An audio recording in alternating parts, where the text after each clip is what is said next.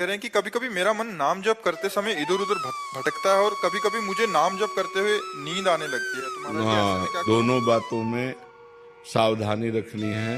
ये सबका प्रश्न है, लगभग ये सबका प्रश्न है कि मेरा मन जब भजन में हम बैठते हैं तो भागता है।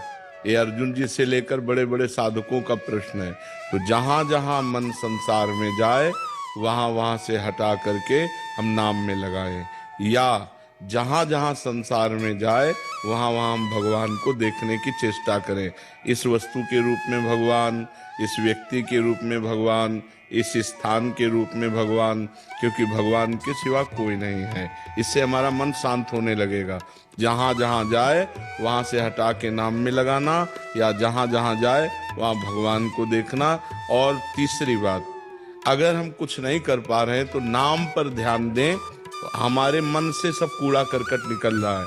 जो गंदी बातें हमारे मन में भरी थी वो सब डिलीट हो रही हैं नाम जप के द्वारा। ऐसी भावना करें तो मन निर्मल होकर, ये 3 साधन बताए, इससे मन आपका एकाग्र होने लगेगा। रही नींद की बात, तो भोजन पर ध्यान दीजिए। भोजन सात्विक होना चाहिए। प्याज, लहसुन, मांस, मदिरा, अभक्ष्य भोजन, ये सब अगर त्याग कर दोगे तो शतोगुणी भोजन और 6 घंटे की निद्रा।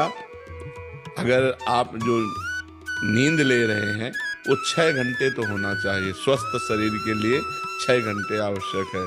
तो अगर आप 10 बजे रात के सो जाएं तो 11, 12, 1, 2, 3, 4 बजे आपकी आंख खुल जानी चाहिए और फिर नींद नहीं आना चाहिए।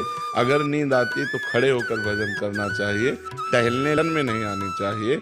नींद को नींद के समय में अच्छे से दे दो, 6 घंटा सोने के लिए दे दो, और इसके बाद फिर उससे लड़ाई लड़ो। फिर उसको मतलब आलस्य प्रमाद में समय नष्ट नहीं होना चाहिए। जैसे हमें बैठे नींद आ रहे तो हम खड़े हो गए, खड़े भी हमें परेशानी हुई तो हम टहल रहे, पानी मुंह में डाल रहे हैं, मुंह में पानी डाल के मुंह पोंछ करके फिर हम भजन में बैठते। लड़ाई लड़नी पड़ेगी तब नींद पर विजय प्राप्त होती है। तो दोनों साधनों को देखे।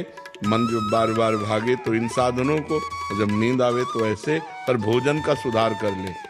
तमोगुणी भोजन पाने से फिर भजन में नींद आएगी। बासी नहीं पाना, बहुत लाल मिर्च नहीं पाना, बहुत तेल के नहीं पदार्थ पाने, और ये अभक्ष्य पदार्थ जो त्याज्य हैं उनको नहीं पाना। इससे सतोगुण बढ़ेगा। सतोगुण से नींद नहीं आएगी। नींद आती है तमोगुण से। निद्रा आलस्य प्रमादोत्तम तत्तामस मुदाहरतम। तमोगुण से ही नींद, आलस्य और प्रमाद की उत्पत्ति होती है।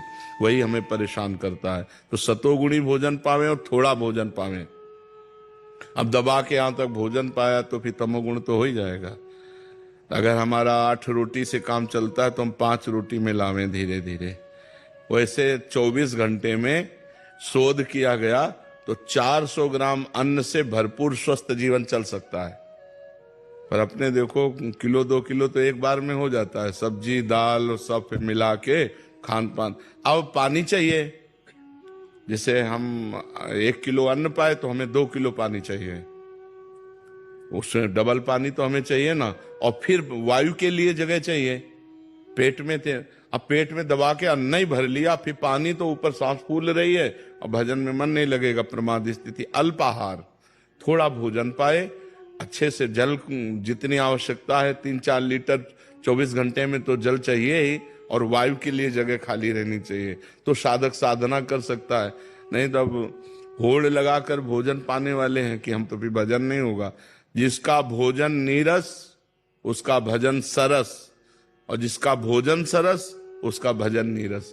पक्की बात समझ लो। भोजन में बेस्वाद पाना चाहिए। दाल रोटी सब्जी उसमें कोई स्वाद, लेकिन स्वाद नाम में लेना चाहिए। राधा राधा राधा।